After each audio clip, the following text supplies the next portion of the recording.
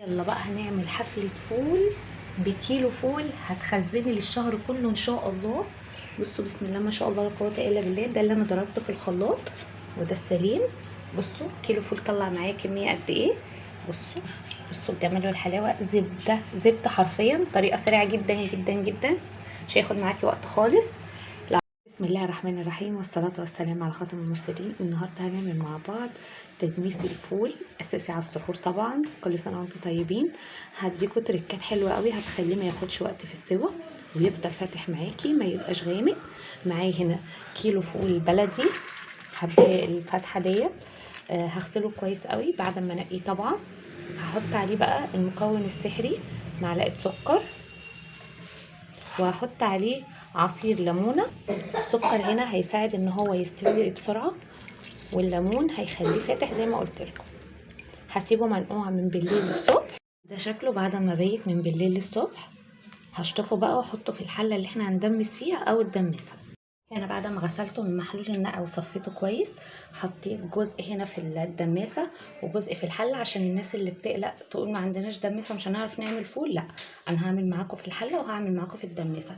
معايا هنا بقى للفول، معايا هنا جزرايه كبيره مبشوره، معايا كوبايه فول مدشوش، كوبايه عدس اصفر كل ده مغسول كويس قوي، ومعايا ليمونه نص هنحطه هنا في الدماسه، والنص التاني هنعصره على الفول نفسه.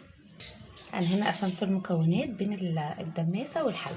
هعصر بقى نص ليمونه هنا اهو برده في الحله عشان ما يمررش معانا، نشيل البذر.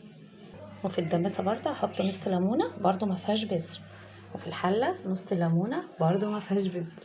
هنزل بقى عليه ميه سخنه بتغلي كده، والحله نفس الكلام. هحطه على النار.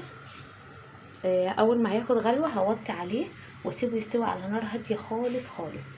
ما تفتحيش عليه كتير، لو هتفتحي عليه هتطمني بس عليه، ولو احتاج ميه معانا هتنزلي بميه بتغلي مش بارده. هنا بقى هبص عليه. بصوا بسم الله ما شاء الله. بصي تحفه، ما خدش سوا خالص، ما خدش اكتر من نص ساعه على النار، بالكتير قوي هياخد معاكي ساعه الا ربع. بصي برضو اللي في الحله برضو نفس السوا. بصوا استوى ازاي. بس انا عايزه اوريكم هو زبده قد ايه. بصي بصي الفوله مستويه جدا كهرمون. هشيل بقى قشر الليمونه من الحله وبرده من الدماسه. انا هنا عندي عشان الولاد بيحبوه مطحون، فهضربه بالهاند بلندر واعبيه في اكياس واشيله في الفريزر. وادي شكله بعد ما اتضرب. بصوا الفول كفايه نظافته وطعمته وريحته جميله جدا جدا جدا. هحطه بقى في الاكياس واشيله في الفريزر وطلعيه وضبيه زي ما انت عايزه. بص انا عايزه اوريكي قد ايه هو موفر. بصي عمل لي 3 اكياس كبار جدا. الكيس ده انا بجيبه ب 30 جنيه اصلا لوحده. بصوا لان هو ما شاء الله كبير. بصوا ادي ده الفول اللي احنا دبسناه في الحله، طلع لي 3 اكياس غير لسه. بصوا ما شاء الله، يعني بصوا كميه حلوه قوي قوي قوي، والفوله زبده حرفيا. جربوا الطريقه ان شاء الله هتعجبكم، واحلى لايك وشير، والسلام عليكم ورحمه الله وبركاته.